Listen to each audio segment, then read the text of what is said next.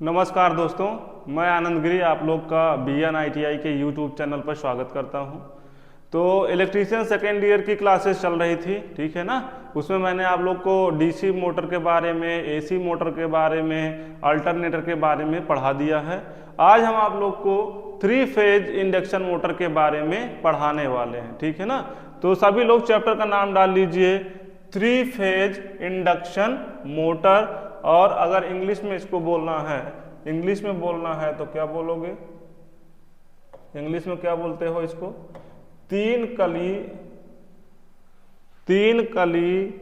प्रेरण मोटर, ठीक है ना। क्या बोलते हैं इसको? 3 कली प्रेरण मोटर।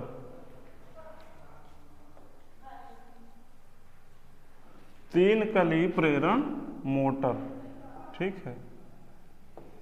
3 कलीय प्रेरण मोटर, 3 कलीय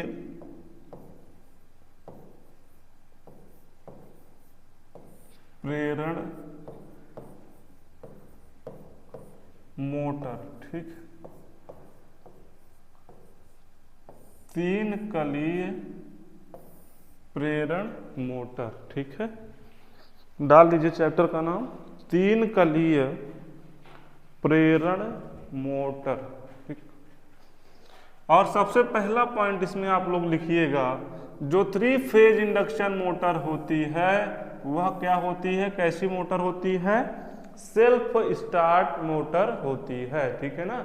जो 3 फेज इंडक्शन मोटर होती है, 3 कली प्रेरण मोटर होती है, वह कैसी होती है? स्वयं से शुरू होने वाली, मतलब सेल्फ स्टार्ट। इसको किसी अन्य चीजों के माध्यम से एक्साइट करके स्टार्ट नहीं किया जाता है। यह क्या होती है? सेल्फ स्टार्ट मोटर होती है, ठीक है ना। फिर हेडिंग आप लोग डाल लीजिएगा सिद्धांत, ठीक है। हेडिंग डाल लीजिए आप लोग सिद्धांत।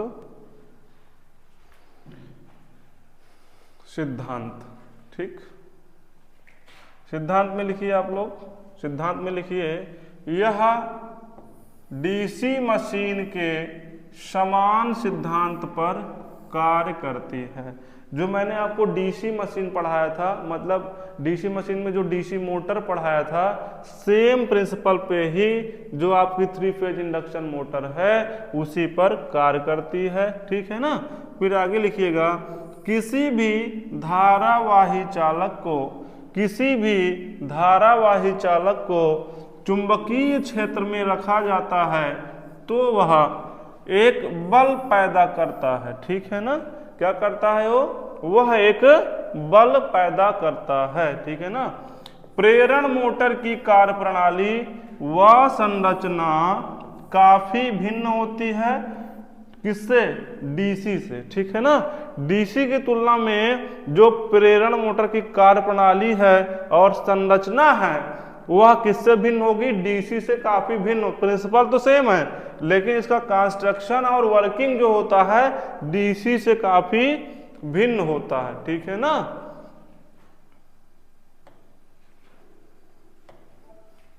आगे देखते हैं।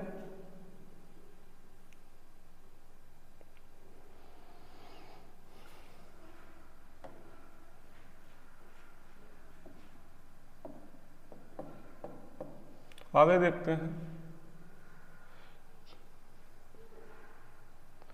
वास्तव में प्रेरण मोटर का रोटर स्टेटर से विद्युत रूप से जुड़ा हुआ नहीं होता है, ठीक है ना। प्रेरण मोटर का जो रोटर वाला पार्ट होता है वह स्टेटर से क्या होता है? फिजिकली कनेक्ट नहीं होता है, ठीक है ना। लेकिन कनेक्शन क्या होता है? ये जो चुंबकीय पथ के माध्यम से यहाँ पे कनेक्शन होता है, जैसे ट्रांसफार्मर वगैरह में होता है, ठीक है ना। रोटर चालकों व चुंबकीय क्षेत्रों जो स्टेटर धारा द्वारा उत्पन्न होता है के सापेक्ष गति के कारण रोटर के चालकों में विद्युत वाहक बल उत्पन्न होता है। इसी कारण इसे क्या बोलते हैं हम? प्रेरण मोटर कहा जाता है, ठीक है ना। इसी कारण इसको हम क्या बोलते हैं? प्रेरण मोटर कहा जाता है, ठीक है ना।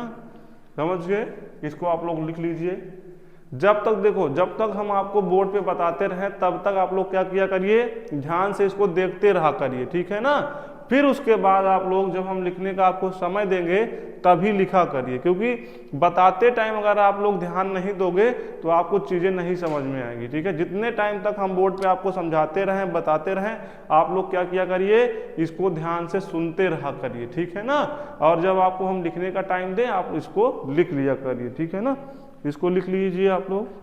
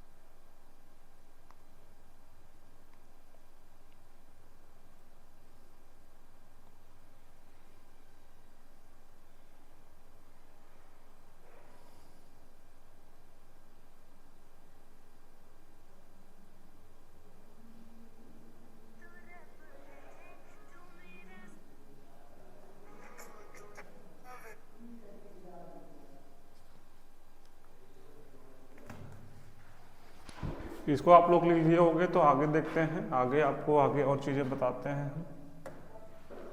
ठीक है, अगर आप लोग अभी तक नहीं लिख पाए हो तो वीडियो को रोक करके लिख लीजिएगा। अब आप लोग थोड़ा सा एक टेबल बना लीजिए, एक साइड में लिख लीजिए डीसी मोटर और दूसरे साइड में लिख लीजिए एसी मोटर। ठीक है ना। देखो, हम आपको डीसी मोटर और एसी मोटर के बारे में थोड़ा सा बताने वाले हैं, इसके डिफरेंसेस को बताएंगे कि क्या होती है आपकी एसी मोटर और क्या होती है आपकी डीसी मोटर। ठीक है, अगर हम बात करें डीसी मोटर की, तो डीसी मोटर यह किससे प्रचालित होती है? यह डीसी से प्रचालित होती है।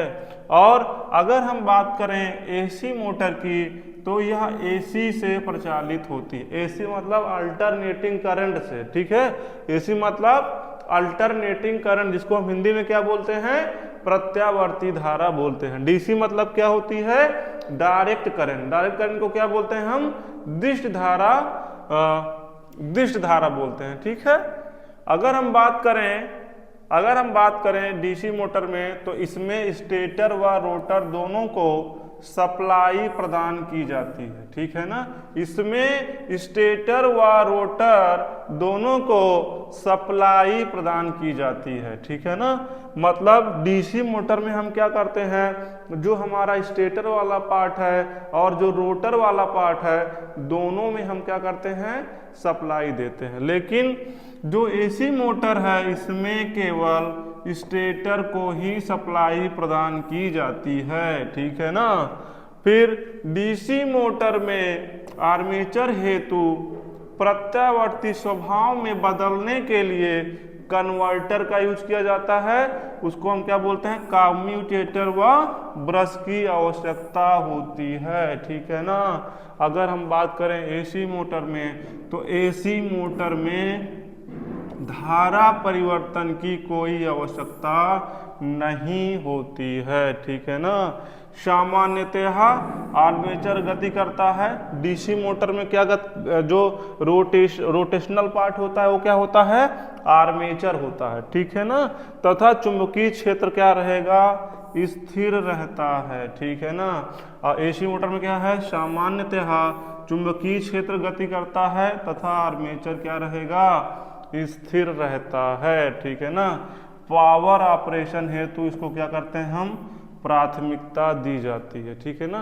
तो ये रहा आपका डीसी मोटर और ये रहा एसी मोटर। हमने डीसी मोटर के बारे में आपको बताया, यहाँ पे मैंने एसी मोटर के बारे में आपको बताया। इसको आप लोग लिख लीजिए। ठीक है।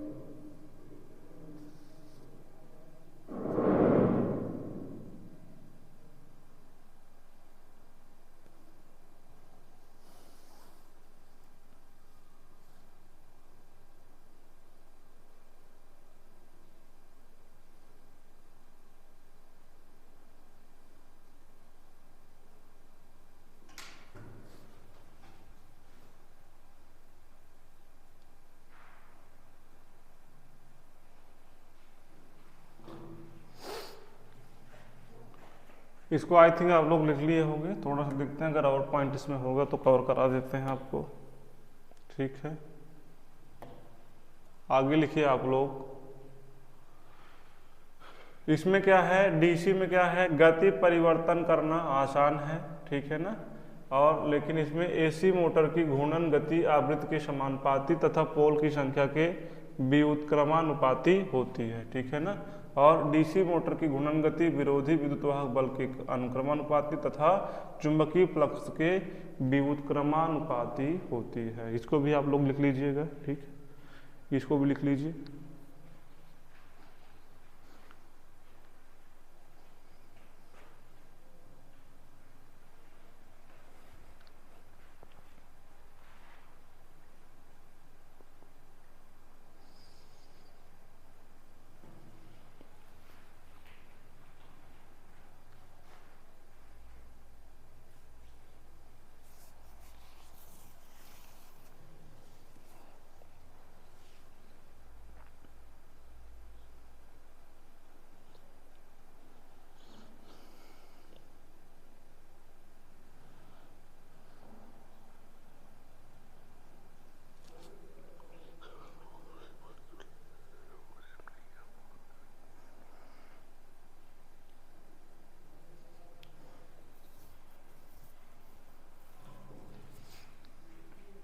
आगे हेडिंग डाल दीजिए आप लोग, आगे हेडिंग डाल दीजिए सभी लोग, 3 फेज प्रेरण मोटर का कार्य सिद्धांत, ठीक है ना। हेडिंग डाल दीजिए सब लोग, 3 फेज प्रेरण मोटर का कार्य सिद्धांत, working principle of 3 phase induction motor, ठीक है, लिख लीजिए सभी लोग, हेडिंग डाल लीजिए इसका, 3 फेज प्रेरण मोटर का कार्य सिद्धांत, working principle of 3 phase induction motor, ठीक है ना। अगर हम बात करें 3 फेज इंडक्शन प्रेरण मोटर की, तो इसके रोटर में 3 फेज सप्लाई दी जाती है, ठीक है ना। इसमें 3 चुंबकीय फ्लक्स बनते हैं, ठीक है ना। एक क्रमशः phi R, phi Y, phi B होते हैं, ठीक है ना। इसमें आर वाई बी 120 डिग्री के अंतराल पर होते हैं, ठीक है। रोटर के चालकों को शॉर्ट सर्किट कर दिया जाता है, ठीक है ना। इसलिए एक बिंदु परिपथ होता है, ठीक है ना। पहला पॉइंट आप लोग लिखिएगा, रोटर में जो है 3 फेज सप्लाई दी जाती है, ठीक है। इसमें 3 चुंबकीय फ्लक्स बनते हैं, कौन कौन से, फाई आर, फाई वाई और फाई बी, ठीक है ना। और इसमें आर वाई बी कितने डिग्री के अंतराल पर होते हैं, 120 डिग्री के अंतराल पर होते हैं, ठीक है ना। रोटर के चालकों को शॉर्ट सर्किट कर दिया जाता है, इसलिए एक बिंदु क्या होता है, एक बिंदु परिपथ बनता है, ठीक है ना।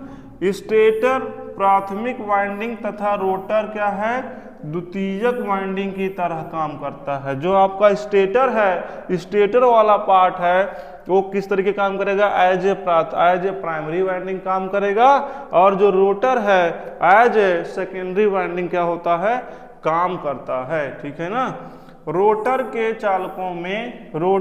चालकों में लघु पतित ट्रांसफार्मर की द्वितीयक की तरह धारा प्रवाहित होती है, ठीक है ना। और इसका अभिलक्षण डीसी शंट मोटर के समान होता है, ठीक है ना। किसके समान होता है, डीसी शंट मोटर के समान होता है, ठीक है। लिख लीजिए इसको आप लोग।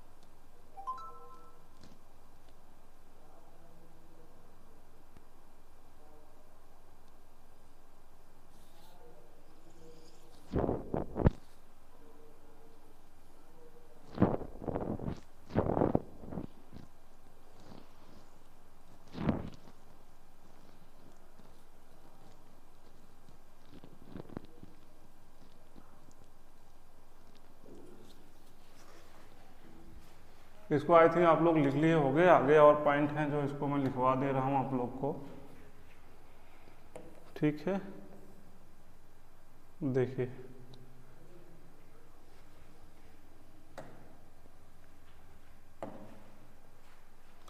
स्टेटर फ्लक्स व रोटर फ्लक्स के अंतःक्रिया के कारण एक बल होता है जो धारावाही चालकों पर लगता है। ठीक है ना। इसमें स्टेटर व रोटर में सापेक्ष गति हो जाती है। ठीक है। रोटर की गति सदैव तुल्यकालिक गति से कम होती है। ठीक है। यदि रोटर की गति तुल्यकालिक गति पर पहुंचता है तो सापेक्ष गति क्या होगी? शून्य होगी, जिससे कोई विद्युत वाहक बल उत्पन्न नहीं होगा। ठीक है। अतः टार्क भी क्या होगा? टार्क भी शून्य होगा। ठीक है ना। टार्क क्या होगा? शून्य होगा। ठीक है, इसको आप लोग लिख लीजिएगा। और ये वाला आप लोग क्या करिए, फिगर बना लीजिएगा। देखो, जो मोटर होती है सबसे बाहरी पार्ट क्या होता है उसका? स्टेटर होता है। ठीक है ना। फिर स्टेटर क्या होता है? फील्ड होता है। फिर लास्ट में क्या? रोटर बॉडी होता है। और जो NS है, सिंक्रोनस स्पीड है, रोटेशनल स्पीड से क्या होती है? ज़्यादा होती है। ठीक है ना। इसको भी आप लोग क्या करिएगा? बना लीजिएगा। आगे हेडिंग डालिए प्रेरण मोटर संबंधी पद। ठीक है। आगे हेडिंग आप लोग डाल लीजिए प्रेरण मोटर संबंधी पद। ठीक, प्रेरण मोटर संबंधित पद, प्रेरण मोटर संबंधित पद।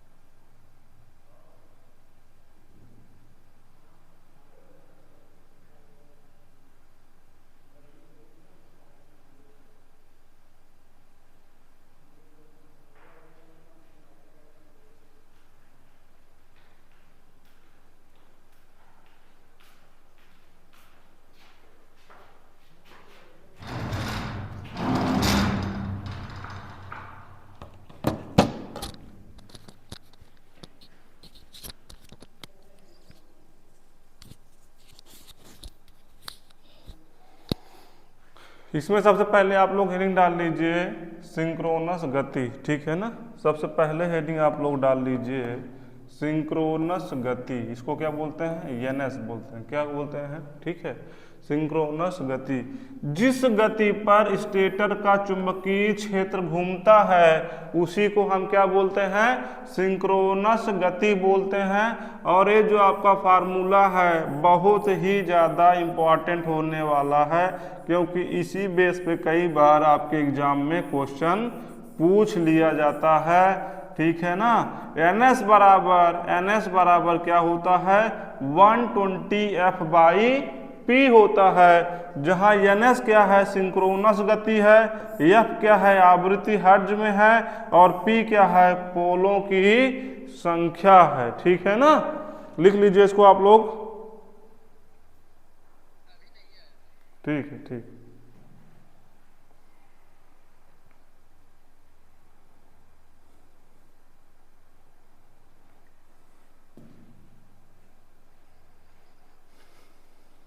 NS बराबर क्या होता है? 120F/P P होता है, ठीक है ना। NS बराबर क्या होता है 120F बाई P होता है, ठीक है ना। फिर आगे हेडिंग डाल लीजिएगा रोटर गति, ठीक है ना। रोटर गति क्या होती है, इसे मोटर की गति भी कहते हैं। इसको हम किससे फार्मूला बनाते हैं, किससे डिनोट करते हैं, NR से, ठीक है। इस गति पर रोटर क्या है, घूमती है। फिर हम बात करेंगे स्लिप चाल की, ठीक है ना। किसकी बात करेंगे, स्लिप चाल की हम बात करेंगे, क्योंकि ये भी बहुत ही ज़्यादा इंपॉर्टेंट पॉइंट है आपके लिए। हेडिंग डाल लीजिए स्लिप चाल, ठीक है ना। सिंक्रोनस गति व रोटर गति के बीच का जो अंतर होता है वही क्या कहलाती है, स्लिप चाल कहलाती है, ठीक है ना। सिंक्रोनस गति व रोटर गति के बीच का जो अंतर होता है वही क्या कहलाता है, स्लिप चाल कहलाता है। और अंशीय स्लिप बराबर क्या होता है, NS माइनस NR अपान NS, ठीक है ना। जो आपके एग्जाम में पूछा जाता है क्या पूछते हैं, परसेंटेज स्लिप पूछते हैं। तो परसेंटेज स्लिप बराबर होता है NS माइनस NR अपान NS इंटू 100, ठीक है। ये फार्मूला भी बहुत ही ज़्यादा इंपॉर्टेंट है। जो आपका दो फार्मूले इसमें बहुत इंपॉर्टेंट है, एक है NS बराबर 120F बाई P, दूसरा परसेंटेज स्लिप बराबर होता है NS माइनस NR अपान NS इंटू 100, ठीक है ना। इसको आप लोग लिख लीजिए, लिख लीजिए इसको आप लोग।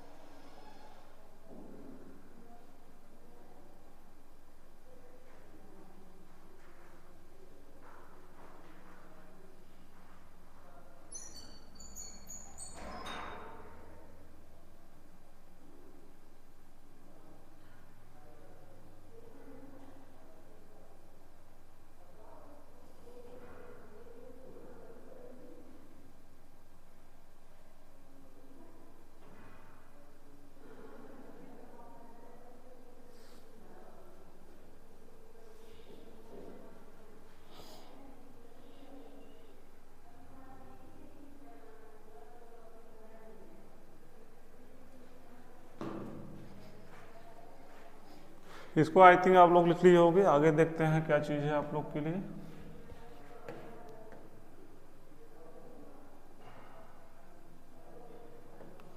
एक फार्मूला आप लोग और लिख लीजिए, रोटर आवृत्ति बराबर होता है एस इंटू एफ, ठीक है ना, जहां एस क्या है आपकी स्लिप है और एफ क्या है फ्रीक्वेंसी है, ठीक है ना, समझ गए,